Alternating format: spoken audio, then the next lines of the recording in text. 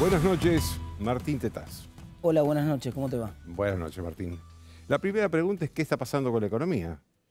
Bueno, Sube el dólar, se caen los bonos, sube el riesgo país. ¿Qué está pasando con esta crisis? hay una crisis de credibilidad y confianza en el gobierno que se manifiesta en el mercado, en particular en el mercado de deuda local, en el mercado de bonos, donde muchos piensan que el gobierno no va a poder colocar bonos para el próximo gobierno, va a haber una reestructuración al final de este gobierno o al principio del gobierno que viene, y entonces ya de antemano dicen, no, si va a haber una reestructuración dentro de poco, mejor ya desde ahora voy saliendo de esos bonos. Una salida masiva de los bonos estos que ajustan por SER, que ajustan por inflación, que están indexados, que es donde el gobierno puso la mayor parte de la deuda.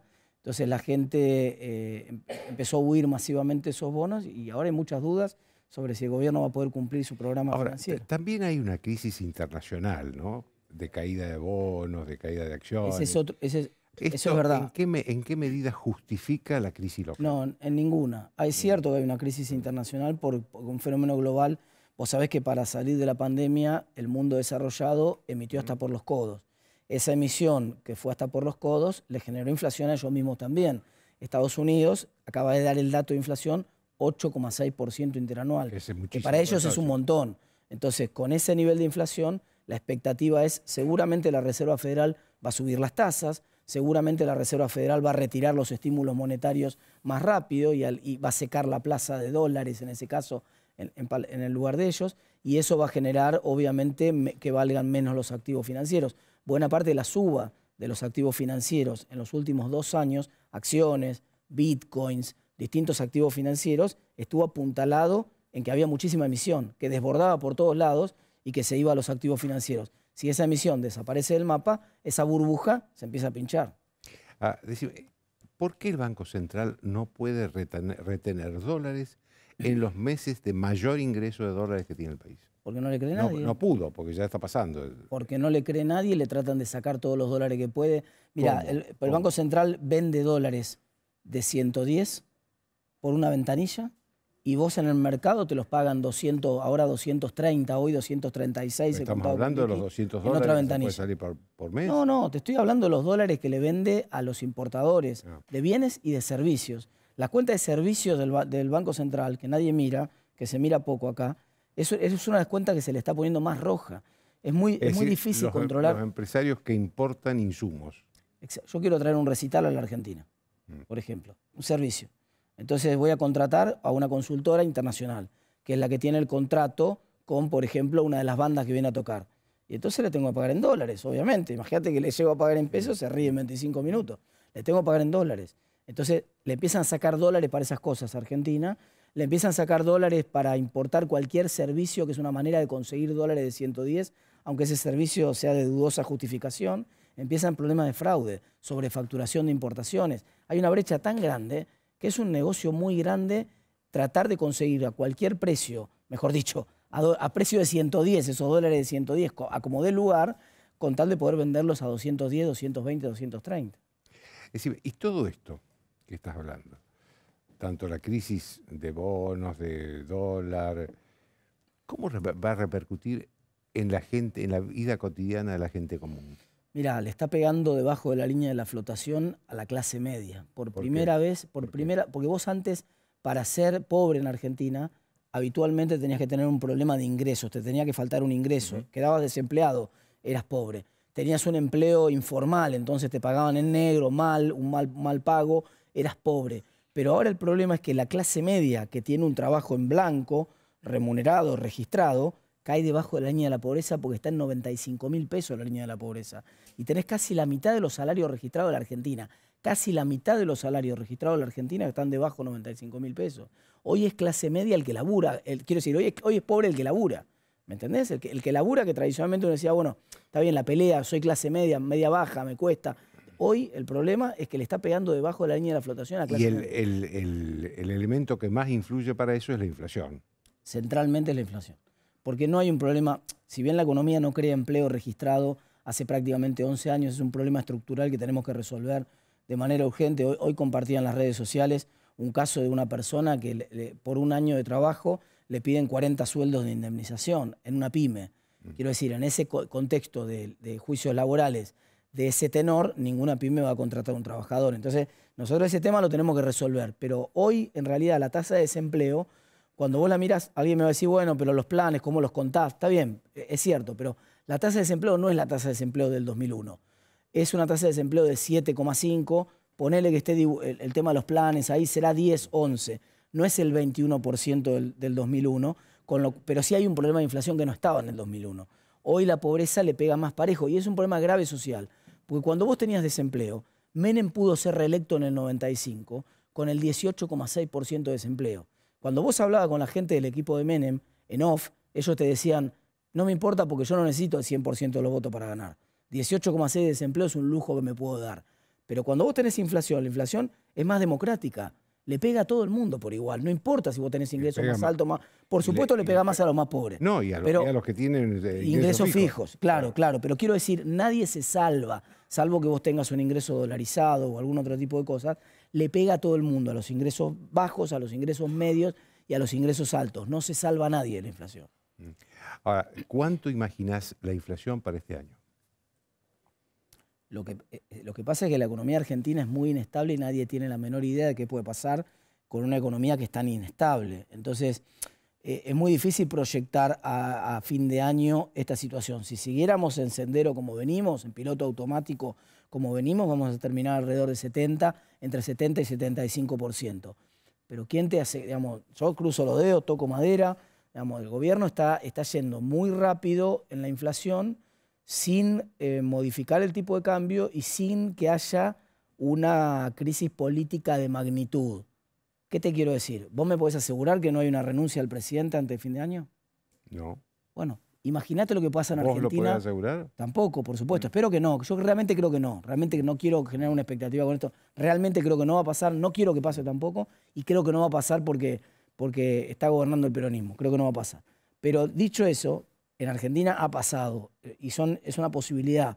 Y también han habido devaluaciones fuertes, que es otra posibilidad. Y cualquiera de esos dos casos podría generar tranquilamente una caída en la demanda de dinero más grande de la que ya tenemos ahora y acelerar la inflación. Entonces ahí es muy difícil de estimar. Ahora, según tu percepción de la sociedad, ¿cuál es la inflación tolerable para la sociedad? ¿Y cuál Yo creo que ya entramos en una zona donde la gente no tolera más. No, la calle, ya como estamos ya hoy. Como estamos, no tolera el límite de salir a romper todo y a que un estallido social, no. Para eso creo que tendría que haber una hiper o una situación. Realmente hay como un efecto ahí del famoso cuento de la rana esta, que si vos la metés en el agua y empezás a calentar el agua, la rana, como es muy gradual el calentamiento del agua, no se da cuenta. Si vos hubieras dicho en cualquier momento de los últimos 30 años que Argentina corría durante 3, 4 meses consecutivos a una velocidad de casi 3 dígitos de inflación, te hubieran dicho estalla. Pero como va calentando la olla despacito, la gente toleró el 6,7, toleró el 6, hoy casi que festejamos el 5. Como en el gobierno te están diciendo, off the record, te dicen, bueno, 5, 5,2, va a ser el dato de inflación de mayo que se va a conocer en los próximos días. Entonces, pero si vos tenés 5 todos los meses, tenés 80 en el año. La gente a veces, como es un problema de matemática financiera, la gente dice 5 por 12 da 60. No. Si vos tenés 5% de inflación todos los meses, te da 80 claro. a fin de año. Entonces, 80 es un nivel de inflación que en otro país del mundo haría caer un gobierno, haría estallar, pero Argentina a lo largo de su historia ha tenido periodos prolongados de alta inflación sin que explote nada. Entonces, quiero decir, tampoco generemos un esquema, una situación de esto va a explotar todo por los aires, porque lo más probable es que no explote. Que tengamos un deterioro y podemos tener un deterioro mayor. Hemos tenido años, 3, 4, 5 años con brechas de 200% en Argentina. Hoy tenemos una brecha de 110. Entonces, ¿esto se puede deteriorar más sin que explote? Respuesta sí. Decime, ¿qué significó para vos el cambio de Matías Culfas por Daniel Scioli en el Ministerio de Producción? Un intento quizá de candidatear a Scioli a presidente y ponerlo en órbita local durante un año. Porque no tiene nada que ver con la economía, entonces. No tiene absolutamente nada que ver con la economía. El gobierno no tiene ninguna capacidad en materia económica de implementar ningún cambio en Argentina. Es un gobierno desde el punto de vista político acabado. Es un gobierno que no tiene... Vos fíjate, todas las iniciativas que eleva al Congreso son iniciativas de corte kirchnerista. Ha renunciado a su propia agenda, Alberto, porque sabe que si manda una propuesta, entre comillas, moderada, automáticamente no es votada por lo menos por 30 de los diputados que responden a Máximo Kirchner en el Congreso, y tampoco en el Senado. Entonces la única chance que tiene de conseguir que le aprueben algo es mandar algo como el impuesto, otra vez el impuesto a la renta extraordinaria o este tipo de cosas, donde hace más kirchnerismo, y como hace kirchnerismo tiene alguna chance de que se lo aprueben. Así, por supuesto, da más o menos lo mismo que vos tengas a Matías Culfas o que tengas a Scioli. Vamos, Scioli puede ser un poco más obsecuente con Cristina de lo que era Matías Culfas, puede ser. ¿Cambia algo en eso la economía? No. Déjame que te haga una última pregunta. El presidente dijo un discurso fuerte, duro, ante el presidente norteamericano en la Cumbre de las Américas. ¿Eso puede obstaculizar, traer problemas con el Fondo Monetario? No, con el Fondo Monetario no. Argentina no va a cumplir el acuerdo con el Fondo Monetario y el Fondo Monetario no va a iniciar una situación de default con Argentina porque prácticamente está terminado este gobierno, no tiene ningún sentido, realmente no tiene lógica. Lo que va a pasar es que Argentina no va a cumplir y va a solicitar un waiver y le van a dar un waiver y va a entrar en renegociación. Esto es crónica de una muerte anunciada que además ya pasó muchas veces en Argentina, así que no espero otra cosa distinta. Gracias, Martín. Muchas gracias. Un minuto de auspicios y vamos a estar con Fernando Iglesias y Graciela Ocaña.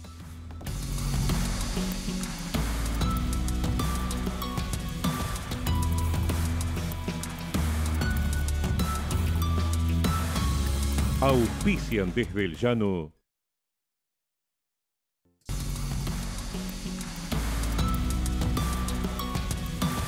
Argentina debe conquistar nuevos mercados para converger con las economías más desarrolladas. Adrián Mercado cuenta con portfolios de inversión, agroindustriales, regionales, de logística, turísticos y portuarios, yacimientos de litio y otros minerales. Llegó la hora de invertir con el que sabe. Llegó la hora de Adrián Mercado Comex.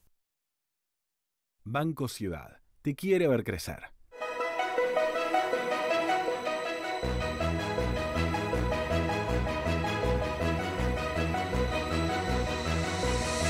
La transformación no para.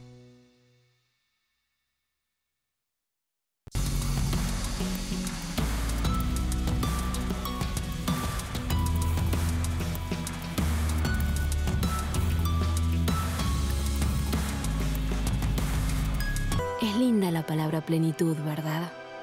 Es lindo sentirse pleno. Vení. Este otoño disfruta Córdoba a pleno. Grupo Petersen, desde 1920, construyendo el país.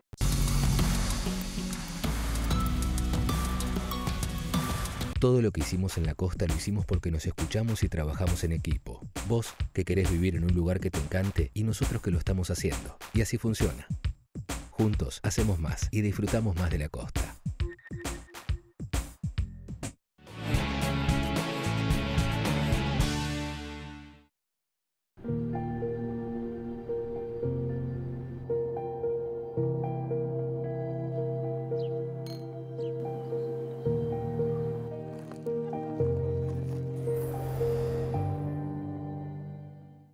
ProPymes cumple 20 años. Somos la generación del futuro de la industria y la energía. Trabajamos junto a nuestras pymes para mejorar la competitividad y proyectarnos al mundo. Somos ProPymes, el programa del Grupo Techint para el fortalecimiento de su cadena de valor.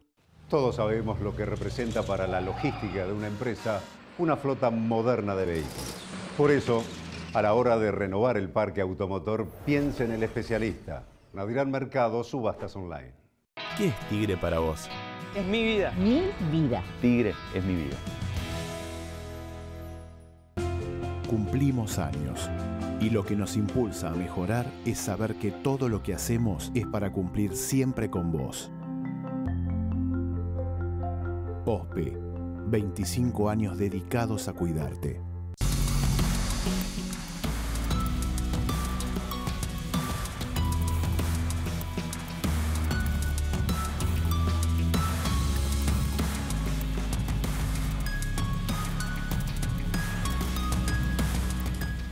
Bien, como les dije, estoy con Fernando Iglesias y Graciela Ocaña, Fernando Iglesias, ambos diputados.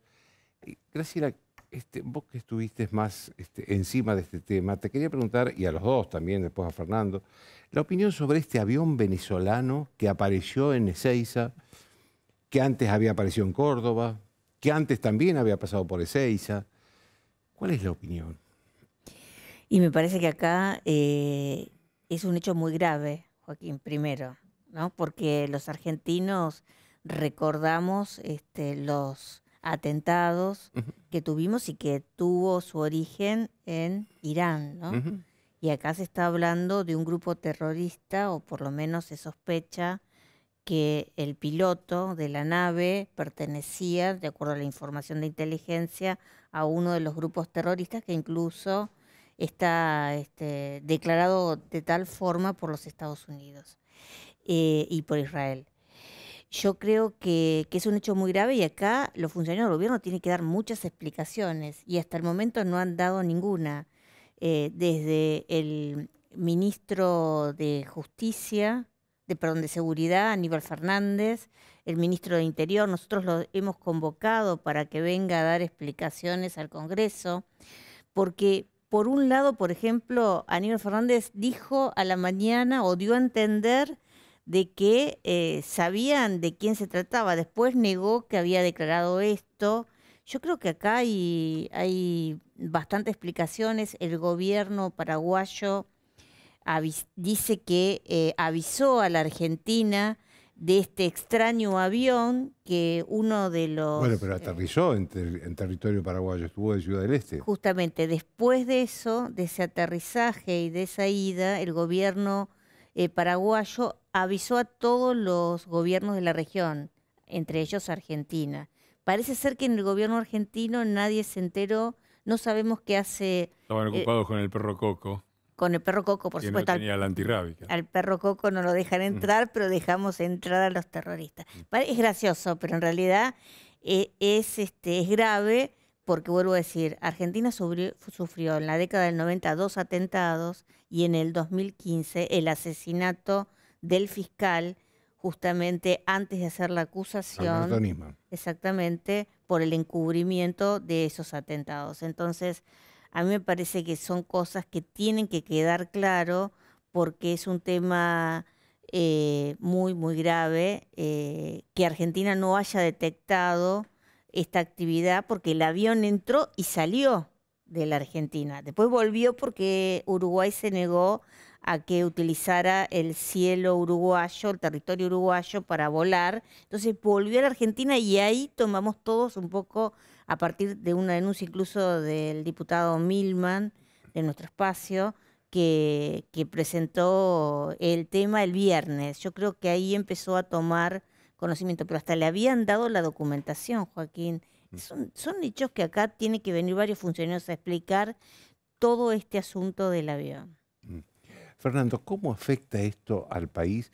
Digamos, esto es nuevo, el país ya estaba en una relación muy estrecha con Venezuela y con... De hecho, bueno, Maduro estuvo la semana pasada en Irán, en el mismo momento que el presidente estaba defendiendo a Venezuela en la Cumbre de las Américas, ¿no? ¿Cómo lo ves a todo esto? Mira, me parece que... Porque en general la gente tiende a pensar, bueno, pero esto son cosas... la política internacional a mí no me afecta. Esto nos afecta directamente, no solamente en términos de seguridad y de inmoralidad, porque esto, lo que el gobierno argentino está haciendo es inmoral, pero además, si se me permite, es imbécil. Disculpame que haga un análisis un poquito más largo. El mundo cambió con la guerra, cambió con la agresión de Putin. Desde los años 40 del siglo pasado, no pasaba que una potencia de primera magnitud militar invade territorialmente un país vecino para apropiárselo. No existía esto.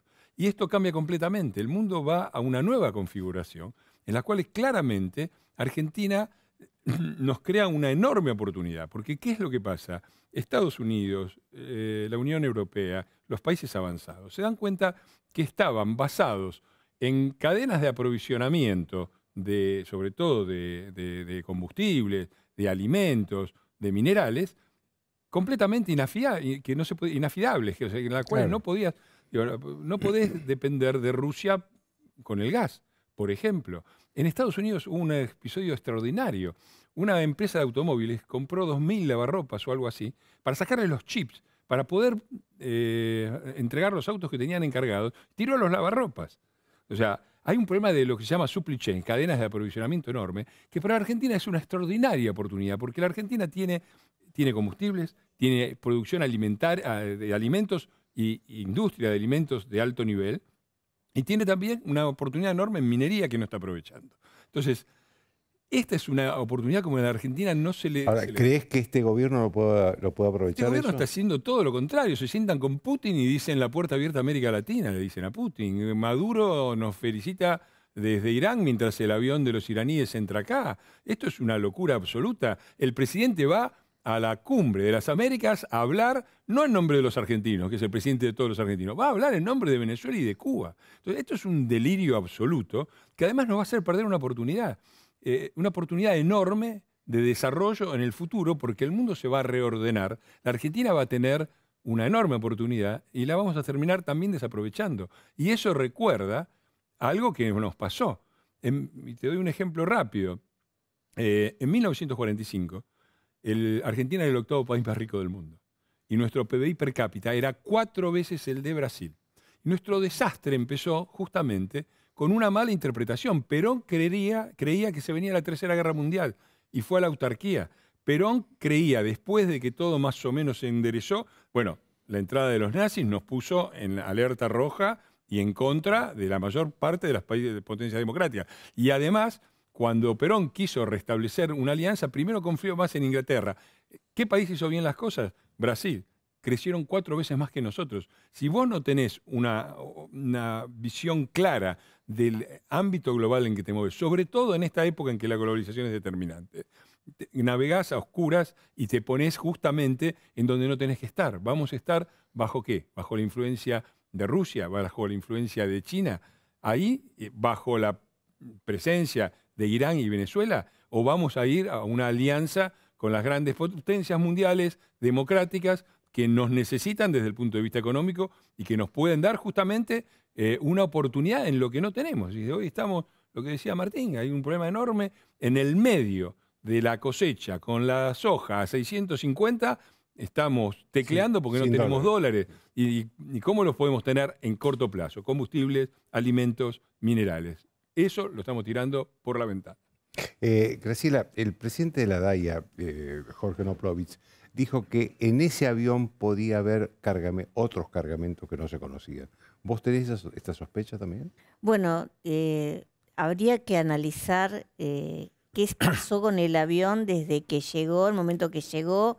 Estuvo 2 días en Ezeiza, salió hacia el exterior y volvió. Según la información que ha trascendido, sería un cargamento para la industria automotriz, para la empresa Volkswagen, que, bueno, en este mundo globalizado que estaba comentando Fernando, justamente traían piezas para armar parte de los autos de la producción argentina de Volkswagen. Esos elementos se entregaron ciertamente en la Argentina. Ahora, si venían y traían otra cosa, es imposible saberlo hasta que no conozcamos profundamente qué tipo de medidas se tomó con este avión. Entiendo que se revisó varias veces. Cuando llegó a Ezeiza, cuando volvió otra vez a Ezeiza. Pero de todas formas, hay un tema que también hoy comentábamos, y que es, ¿cuántas veces entró este avión? ¿Se sabe? ¿Conocemos? Tenía una ruta, es un avión de carga, por supuesto, obviamente no tiene rutas comerciales, pero la verdad que los puntos que tocaban son sumamente extraños, ¿no? Bielorrusia, porque estamos Ciudad del Este. Ciudad del Este, Aruba, Bielorrusia, Venezuela, Caracas, Moscú, Irán. Y además tiene prohibido el ingreso al espacio aéreo de Estados Unidos.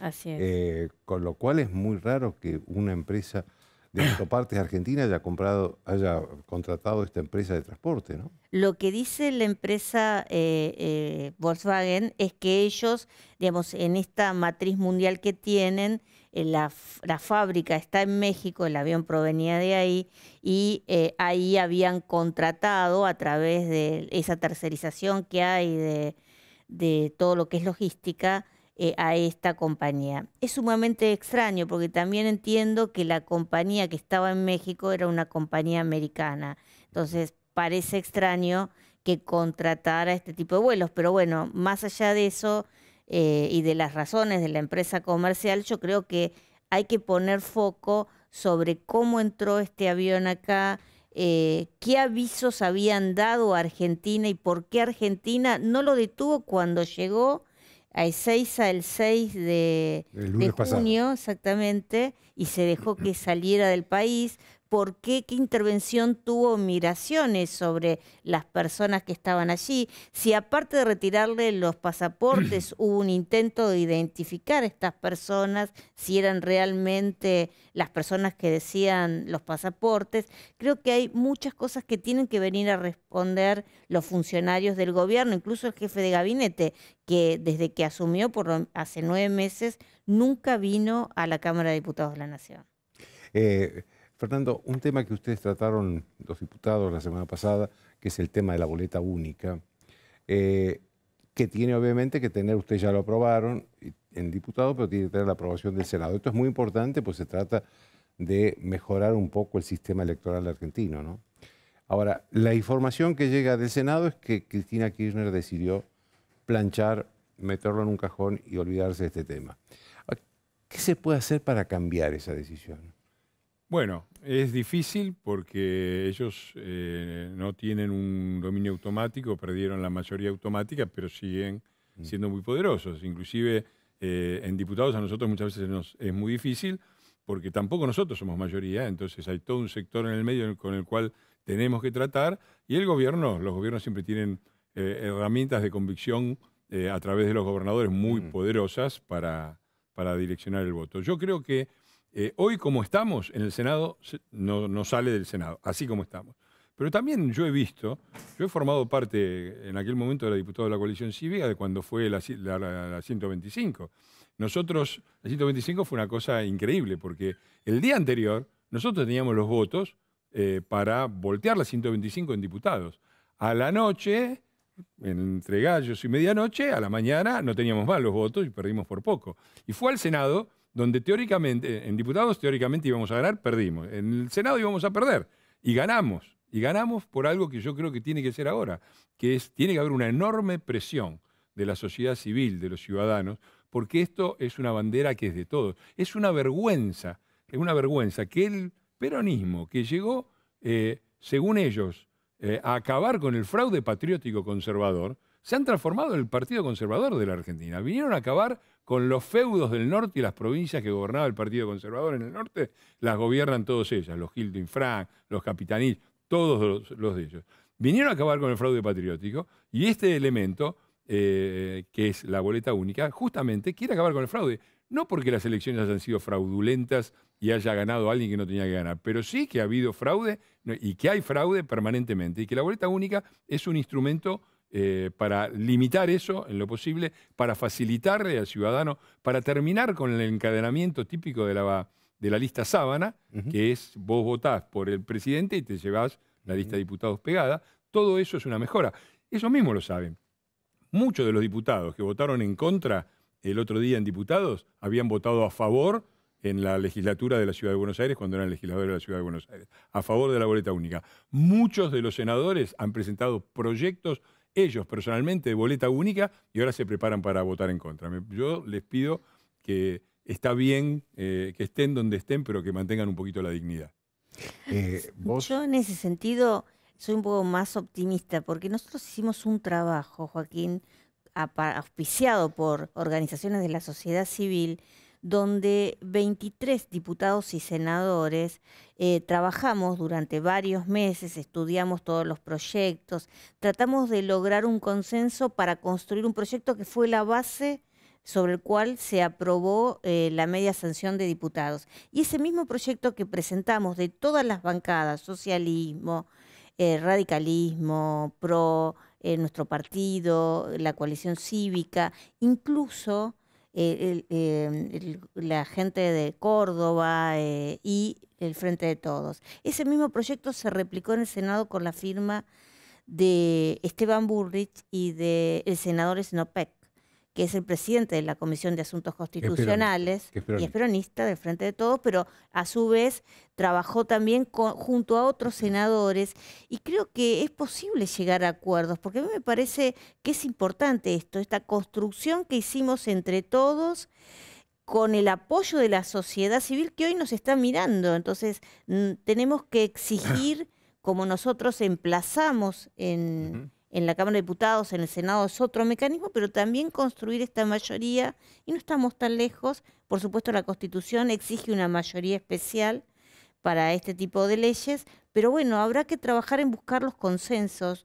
Yo creo que es muy importante sacar a la boleta única de la grieta, porque la boleta única no es un tema de la política, es un tema de la sociedad. La gente quiere votar de una forma más transparente. ¿Vos percibís a una sociedad preocupada por esto? Yo creo que hay sectores de la sociedad que sí, hay varias iniciativas que han presentado firmas, tanto en diputados y seguramente van a hacerlo ahora en la Cámara de Senadores, más de 170.000 firmas de ciudadanos activos que quieren cambiar esto, porque esto mejora la democracia. Y a 40 años de la democracia, yo creo que vendría muy bien en el 2023 votar de esta forma. Por supuesto que todos pueden tener miedo en la política, Joaquín, porque acá obviamente uno no sabe cómo puede beneficiar. Las modificaciones a los sistemas electorales no son neutras, siempre produce efectos. Pero yo creo que el efecto va a ser positivo, como en todos los lugares donde se llevó adelante, porque empodera al ciudadano, que es la cuestión central del acto electoral, el elector que encuentra en una papeleta la posibilidad de tener toda la opción electoral que muchas veces hoy en esas mesas donde nosotros votamos en los colegios, en esos cuartos oscuros que hay cientos de boletas y muchas veces faltan algunas.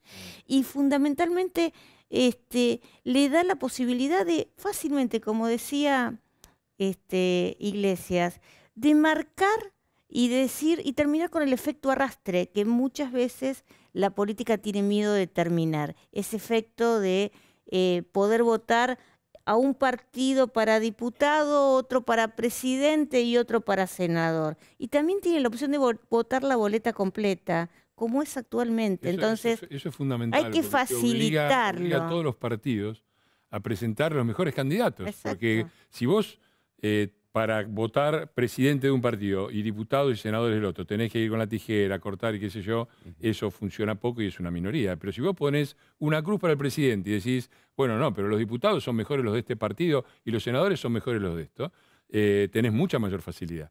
Y teniendo mayor facilidad, obliga a los partidos políticos no acabar con la lista sábana, que yo no creo que la lista sábana en sí sea el problema, porque si fuera la lista sábana el problema es específico, los senadores, que no se votan por lista sábana, pues se votan dos, la Cámara de Senadores sería mucho mejor que la Cámara de Diputados. Y yo le pregunto a la gente de cuántos senadores se acuerda y de cuántos diputados se acuerda.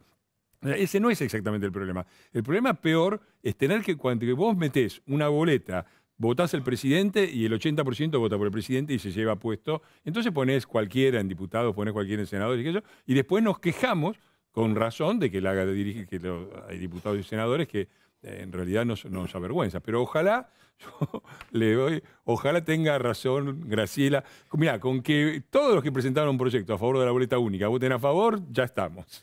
Te quiero hacer una pregunta sobre economía, porque está saliendo un libro tuyo que acá está, se llama Los días felices, el modus operandi económico de la leyenda peronista.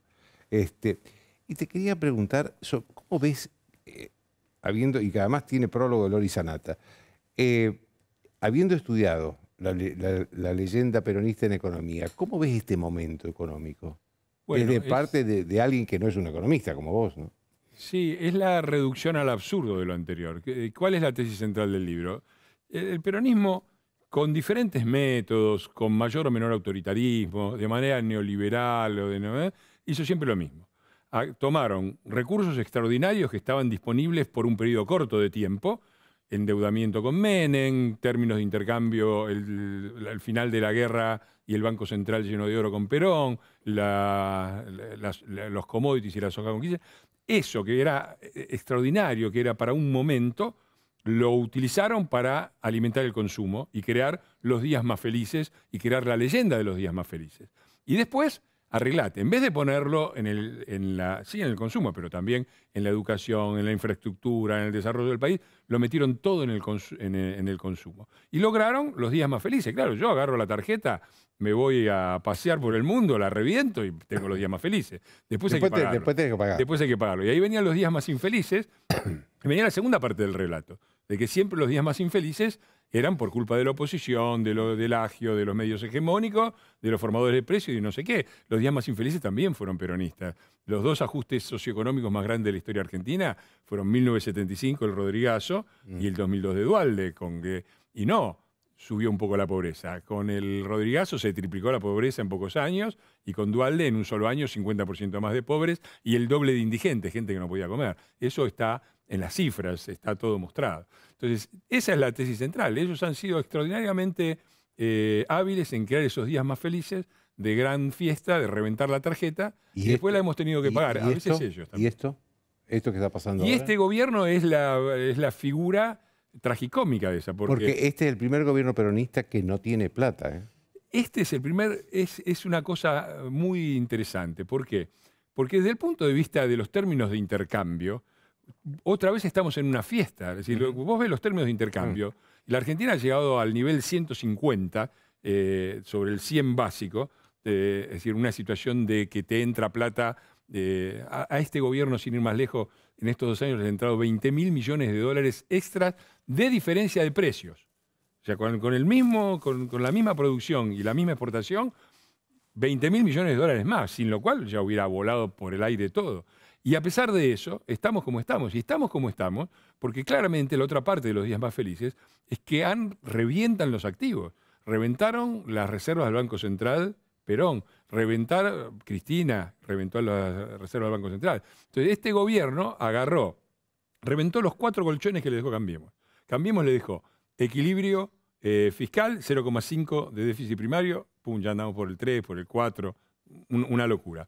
Le dejamos un país prácticamente sin emisión, llevábamos un año prácticamente sin emitir, inflación, ya andamos por el 80%.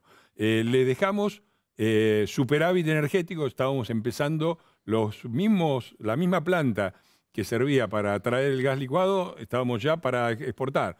Otra vez, tenemos 13.000 millones de dólares, no gastamos, simplemente por no hacer el gasoducto y por no seguir con la política razonable de tarifas. Le dejamos un cambio equilibrado, competitivo, estamos a mitad de camino. Entre el cambio que le dejamos y la convertibilidad ya recorrimos más de la mitad del camino de atraso cambiario. O sea, reventaron todo lo que les dejamos, hablando de tierra arrasada, y ahora tenemos tierra arrasada y más pobreza. Este es el populismo sin plata, y los patéticos dirigentes que tenemos, como Alberto, como Cafiero, como el propio Guzmán, muestran la absoluta falsedad de la idea de que solo el peronismo puede gobernar. El peronismo ha sabido gobernar cuando ha tenido todo a favor, viento a favor, y esas extraordinarias oportunidades que hemos tenido al final de la Segunda Guerra, con el boom de los commodities, con la caída del muro de Berlín, las hemos desaprovechado todas. Ojalá no nos pase de nuevo.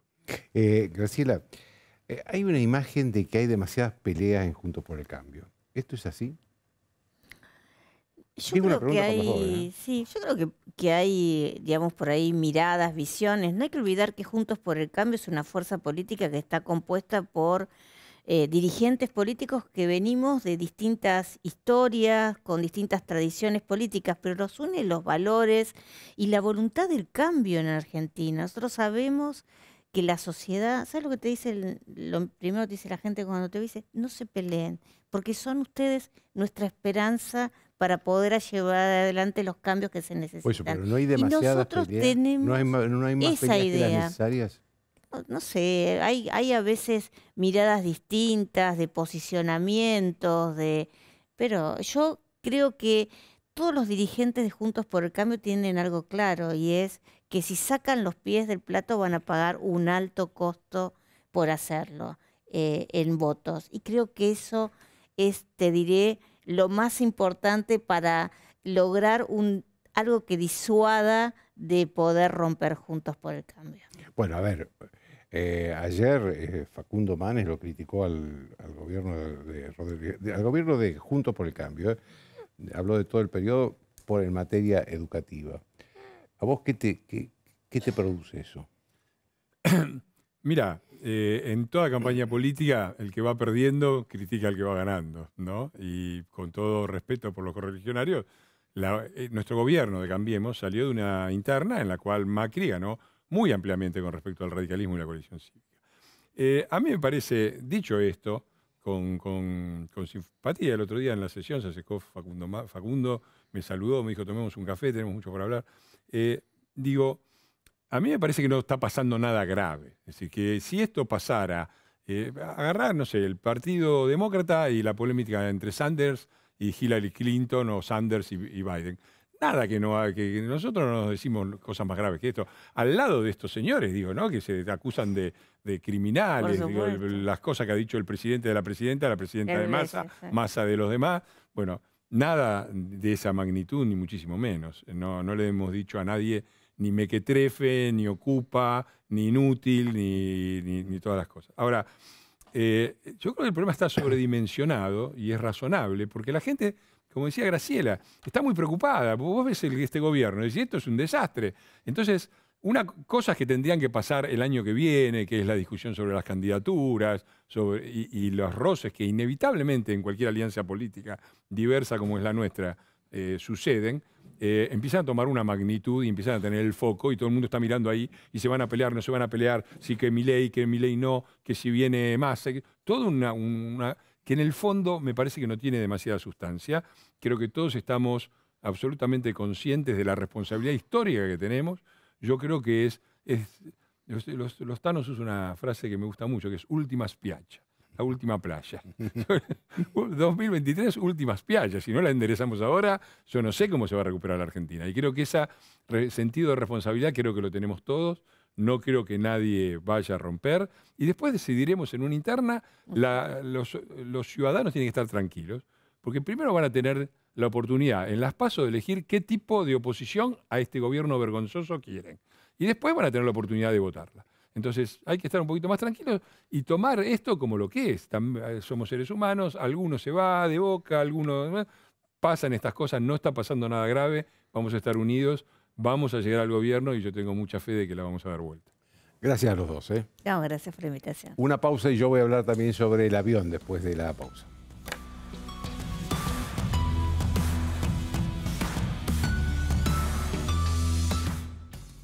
Tus inversiones siempre en tus manos. Para invertir de forma inteligente. Descarga nuestra app. Inviu. Transformando tu manera de invertir.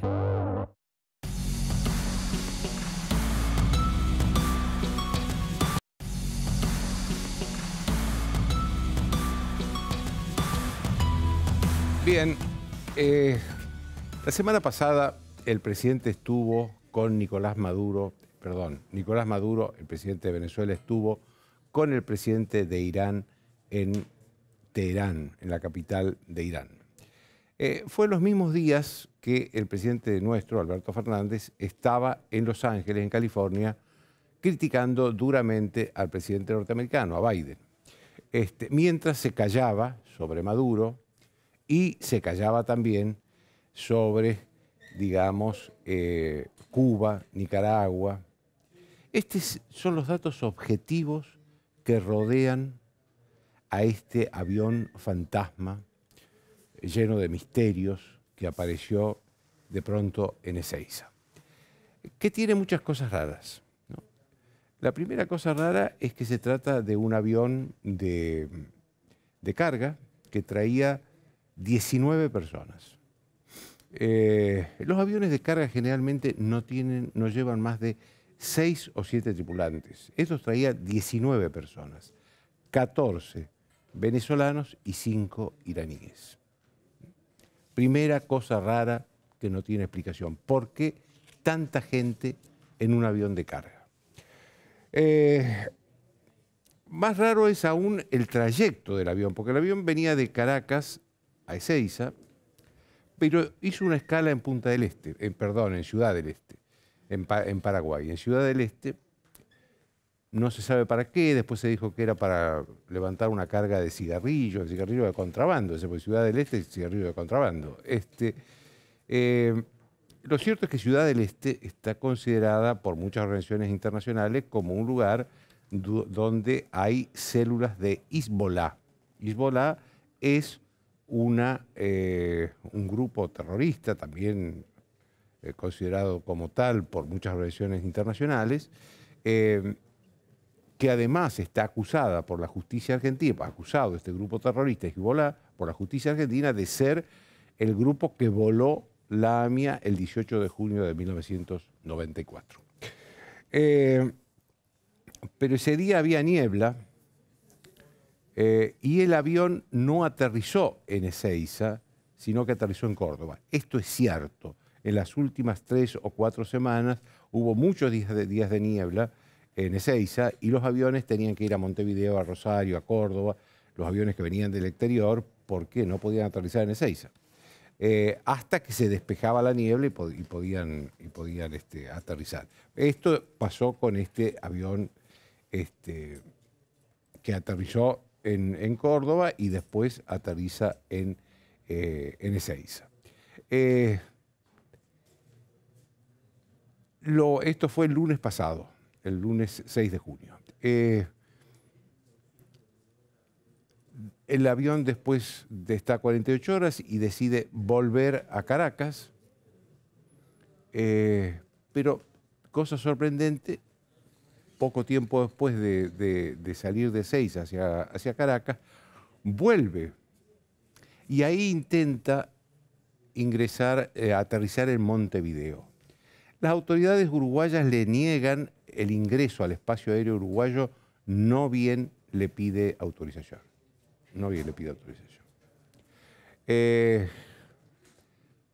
Una cosa que no quiero dejar de destacar es que cuando va de Córdoba a Ezeiza, el avión no se identifica de la manera, digamos, desactiva los mecanismos del avión para no pasar la información de la identificación del avión.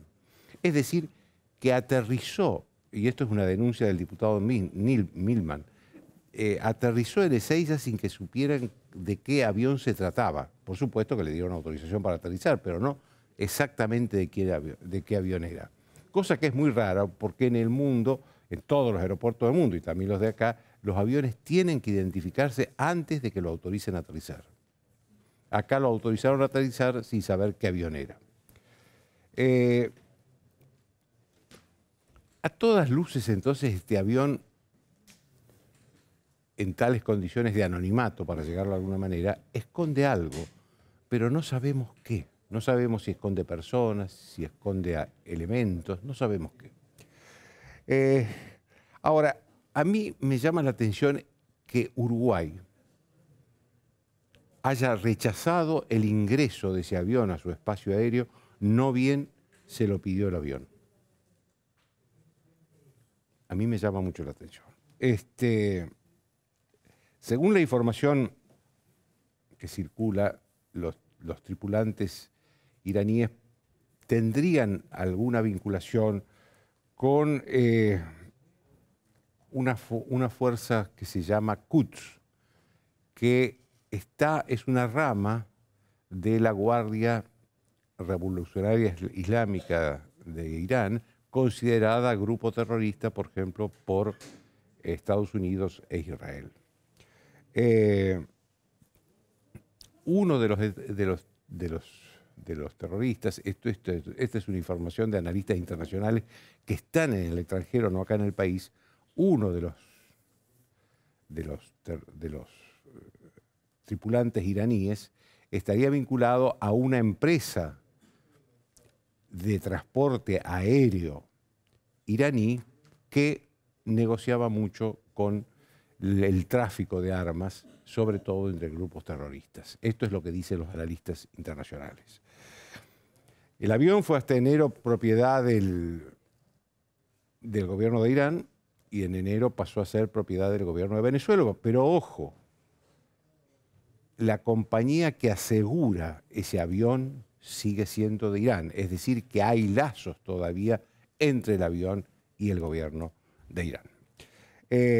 Ahora, es inquietante que Uruguay le haya dicho no en el acto a este avión y acá haya aterrizado no una vez, sino varias veces.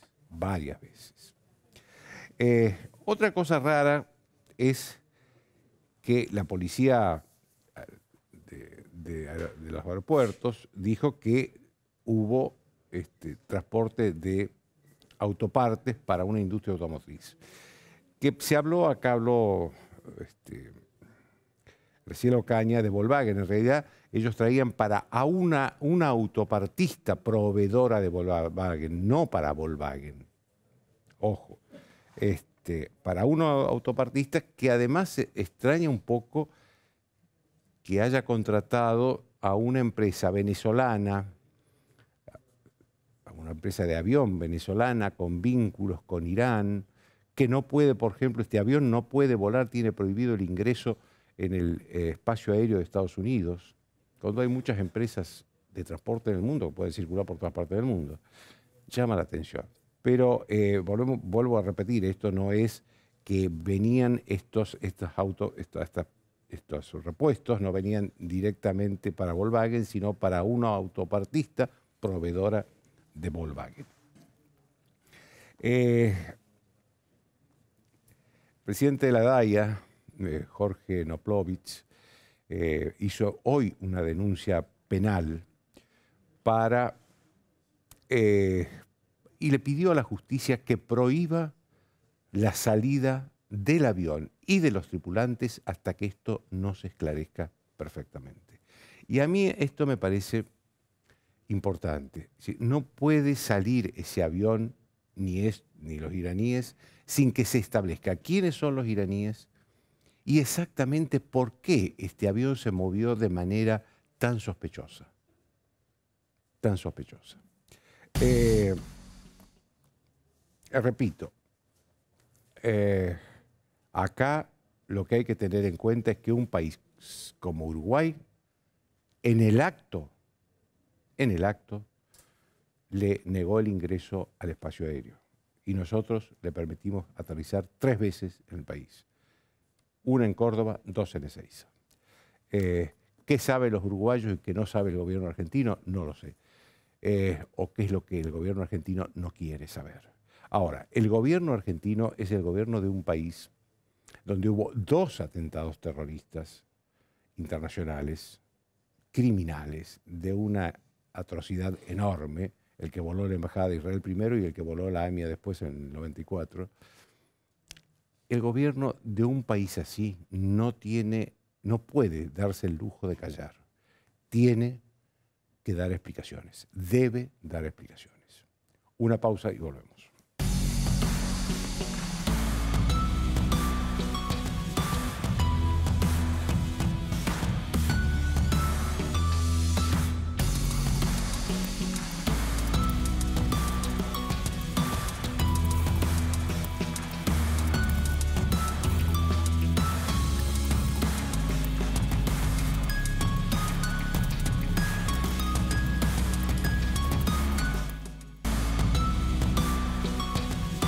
Bien, no nos olvidemos de la boleta única en el Senado, por lo menos que la traten, después los resultados de la votación serán los resultados, pero que la traten, no que se sienten ni que la escondan en algún cajón. Ya se nos acabó el tiempo, así que los dejo hasta el lunes. Chau.